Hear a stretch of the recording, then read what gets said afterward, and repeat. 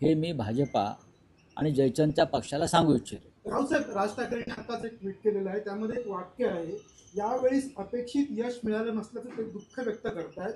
आणि त्याला जोडूनच फडणवीसांनी गेल्या आठवड्यात विधान केलं होतं की या युतीमध्ये, तुमच्या युतीमध्ये राज ठाकरे हे सर्वात मोठे लुजर असतील. आणि तिसरा त्यातला मुद्दा असा की आता जी चर्चा आहे मनसैनिकांकडनं बोलली जाते की त्यांना हव्या असल्या ठिकाणी किंवा योग्य जागा त्यांना मिळाल्या नसल्यामुळेच मनसेला हे नाही अपयश नाही, बघा, मिळालं. हे कोण पडद्यामागून काय बोलत आहे त्याच्यावरती प्रश्न विचारू नका.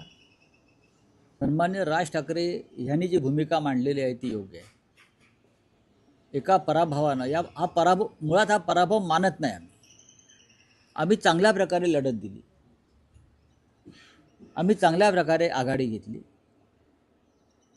महाराष्ट्र नवनिर्माण सेनेला अजून 10 ते 12 जागा मिळणं अपेक्षित होतं, पण त्यांचे सुद्धा अनेक उमेदवार महाराष्ट्र नवनिर्माण सेनेचे हे थोड्या थोड्या फरकानं पडलेले आहेत. आता जसं मुलुंडला सत्यवान दळवी यांचा विजय जाहीर केला आणि त्यांनी विजय मिरवणूक काढली. खरं म्हणजे त्यांनी तिकडे थांबायला हवं होतं काही काळ, असं आता मी चर्चा केली, कारण रिकाउंटिंगची व्यवस्था होती पण ती करू शकले नाहीत. त्यानंतर या भांडुपलाच पश्चिमेला मोहन चिरात म्हणून एक उमेदवार आहेत, ते सुद्धा अल्पशा मतानं पडलेले आहेत. इथे विश्वनाथ ढोलम आहेत, ते सुद्धा फार थोड्या मतानं पडले. याला काही वेगळी कारण आहेत, पण आम्ही सगळ्यांनी, शिवसैनिकांनी, आम्ही सगळ्यांनी महाराष्ट्र नवनिर्माण सेनेचे उमेदवार जिंकून यावे यासाठी शर्थ केली. म्हणजे आम्ही त्या त्या ठिकाणी गेलो, शिवसैनिकांच्या, मनसैनिकांच्या बैठका घेतल्या, सर्व प्रकारची मदत करण्याचा प्रयत्न केला, लोकांना आवाहन करत राहिलो. पण दुर्दैवानं राजसाहेबांच्या पक्षाचे उमेदवार कमी आले. त्याच्यावरती आम्ही एकत्र बसून चर्चा करू. त्याच्यामुळे हे पाठीमागून कोण काय बोलतं आहे, या जागा त्या जागा, त्याला काय तथ्य नाही. आमच्यासुद्धा अनेक जागा पडलेल्या आहेत ना, पण दोघांनाही, शिवसेनेला सुद्धा महाराष्ट्र नवनिर्माण सेनेची आणि त्यांना मानणाऱ्या मतदारांची मदत झाली आणि नवनिर्माण सेनेचे लोक निवडून आणण्यामध्ये आम्हीही शर्थ केली.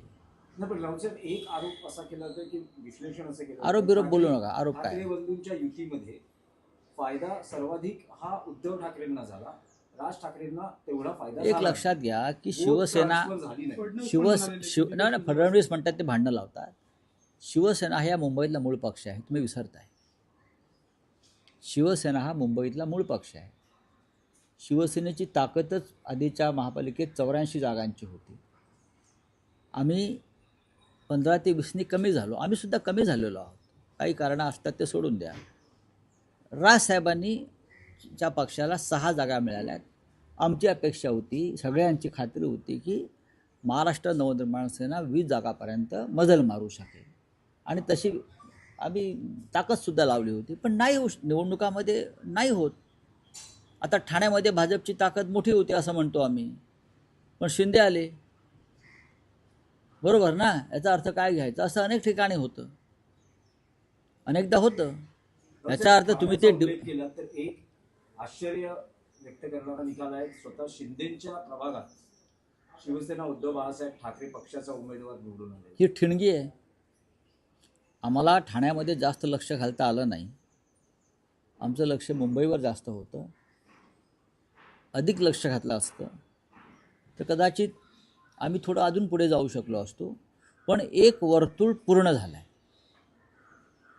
बरं का? एक वर्तुळ पूर्ण झालं. लोकसभा, विधानसभा, नगरपालिका आणि महानगरपालिका, याच्या पुढे आता एकनाथ शिंदे सरकणार नाही. यापुढे त्यांचं रोज अधपतन आणि घसरण सुरू होईल. राज्यात एमआयएमची ताकद वाढताना पाहायला मिळते. जवळपास 100हून अधिक जागा त्या एमआयएमनं